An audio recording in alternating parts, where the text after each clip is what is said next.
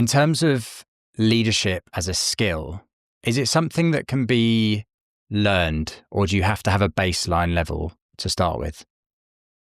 Both. I think some people, there's a heritable component to leadership skills. You can see it in kids. They'll take charge in the playground, right? So there's part of it that some people are born with, but a lot of it can be learned and developed. And here's the thing, Sam, we're all leaders in our lives. I wrote a book about leadership, but I'm super psyched to be talking about self-improvement with you as well because of the nature of your podcast and your audience. Because everybody's a leader. You're a leader in your family. People look up to you, whether you realize or not. You're a leader in your community. You're a leader in your church, in your sports team, wherever. People take example from you.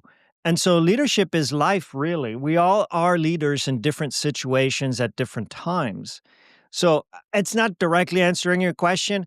I've read a lot of research. I haven't found an exact estimate of the split of how much of leadership is inherited versus learned. And even if you did all the research, you'd probably find 10 different estimates. So I'm going to give you mine. I think it's as little as 20-25% that comes naturally. And, the rest is you can learn and develop the skills in your life in the corporate world, which means if you're not a natural born leader, you can actually have a very successful career managing teams, managing people by learning and developing the skills. And what I do in the psychology of leadership, my latest book, is to bring positive psychology and sports psychology and personality psychology to what you can learn and do better about leadership. And I think that's greatly underrated in the world of leadership and the sort of numbers-driven business world. I think it's interesting where you said learn and develop the skills. I think a lot of people maybe learn the skills and get to a level where they think, I'm quite good at this. Like, people are telling me that I'm quite good at this. But then as they progress and they step up to the next level, they don't really develop the skills and they don't continue to learn. How important is it for you personally to constantly be learning? It's super important, and you have to practice the skills too. You can go to seminars and read books and listen to our podcast today and know intellectually what leadership is about. And for example, we just talked about listening and letting the team speak first. But until you practice it in the heat of battle, you don't really know. My father was a professor, actually was a finance professor, and I studied finance. I took 2 of his classes, which is probably, Sam, a story for another podcast.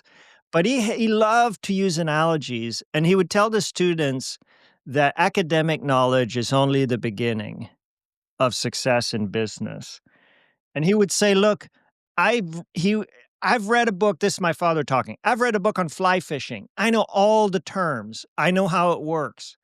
But until I'm on the river wearing the boots and, trying to do fly fishing and practicing it, it's not going to work, right? So the practice of leadership skills like listening and lots of counterintuitive skills apply to high-level, high-performing leadership.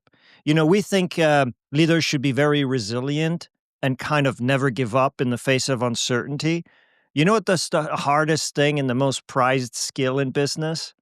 It's quitting. It's knowing when to shut down an initiative that's not going to work. That is actually much harder. And as a high-level leadership, quitting, and you can read a book by Annie Duke on this. She titled the book Quit. It's a difficult skill and it's very prized. So it's kind of counterintuitive, knowing when to quit. Amazon famously, they will launch 30 different initiatives and they will quit the ones that don't take off and reinvest in the ones that look successful. This is incredibly difficult to do in business because you've invested in things and it's hard to give up. So, and then we say leaders are always calm under pressure. Well, not really. Stress is actually part of the game. And some level of activation is actually going to make you perform better. You learn that from sports psychology. So that's why I had a lot of fun writing the book, because there are all these things that we think about traditional leadership that turn out to be quite counterintuitive. And a lot of it comes from research in psychology.